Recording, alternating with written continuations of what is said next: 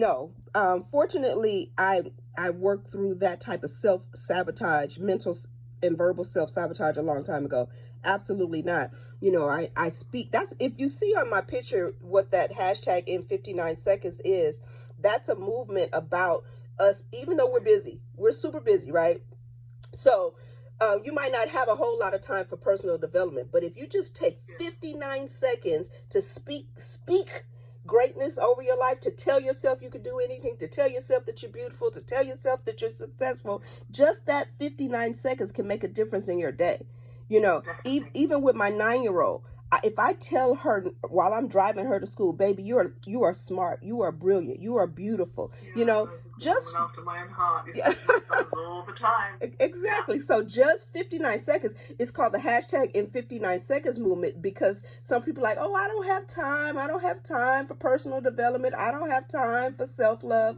But just take 59 seconds. Stand in front of a mirror, because at this age, I was going to say that. Stand in front of a mirror and look yourself in the eye. Absolutely. And tell yourself how amazing you are. Absolutely. We have to uplift ourselves, and that's what that movement is about. It just teaches you in a quick 59 seconds, you can uplift yourself. You can uplift yourself, and you can go out into the world with a higher vibration and greater energy that will attract all of the amazing, wonderful things. Because if you do the opposite and you go out into the world depressed, and you go to work sad, and you go to work angry, and you go to work, you're going to attract just that. Like attracts like.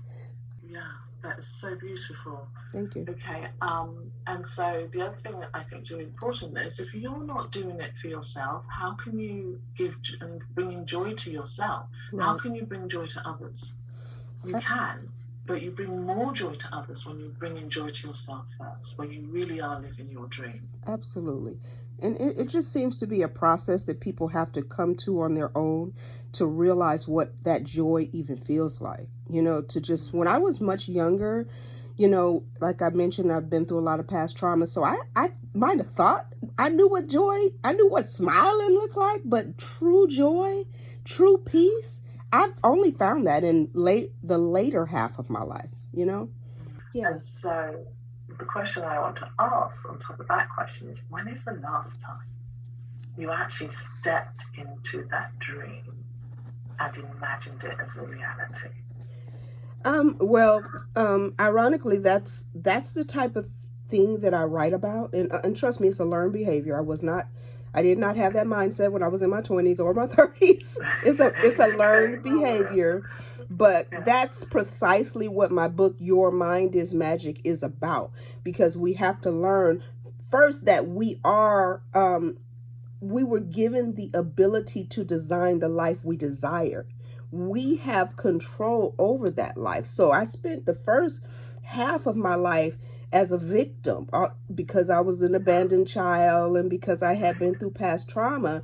So I was the one, despite the fact that the things that happened were valid, I still was giving control away. I was giving control away, and I was limiting myself, not knowing that no matter what you've been through, no matter, even if it's something someone has done to you or something you've done to yourself, you can still do anything you absolutely want to do. And going back to how that feels like, I sold 2 businesses. I had the dream of hitting set figure. Mm-hmm. And actually, when I actually got that dream, mm-hmm. most of the feelings and what I saw and what I had, I got. But I was unhappy. Right. And I did not expect that. And that was okay for that time. That's how we evolve. Mankind evolves. Now we know better. So now we don't stifle our children with just those expectations. And we're, a lot more broad about what they can do. And like, I have a 9-year-old, even though I'm 52. Yes, I have a 9-year-old. But I teach her, because I have the tools now and I have the skills, the sky is the limit for her.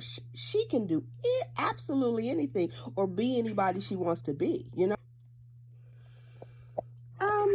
absolutely pursuing it right now. What steps can you take towards your dream? The steps I have to make sure, like I mentioned, I was writing book 3 and 4. However, because we do have families, we do have regular everyday life, we can get distracted. So sometimes you actually have to carve out, you got to schedule time to work on your dream, to work on your passion. Like I have to schedule 4-hour sections of time just to write, and use those 4 hours, and then don't emotionally beat myself up about the times when I'm not writing or when I'm not, because I'm still a mother, I still have a family, I still have a business to run. So that's the way I do it, because I do sometimes I'm like, oh my God, I haven't written anything in 2 months, and I'll emotionally like beat myself up like, no, but it's yeah. But instead of doing that now, I'm trying to form the habit of not doing that, resting my body when my body needs to be rested, giving the attention I need as a mother, giving the attention to the business, but also scheduling out the time, putting that cell phone down, because that's hard in this day and age we live in. And and the motivator, when I just don't feel like it, the motivator is remembering that books changed my life. Reading changed my life. They were the catalyst for my personal development and transformation.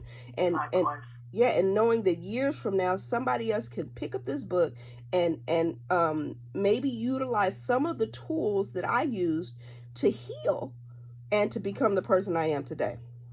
No matter how small it is, one step a day, working towards your dream, or to be in your vortex. Absolutely. Because you have this amazing energy, and they want some of it, or they want to learn how you do it.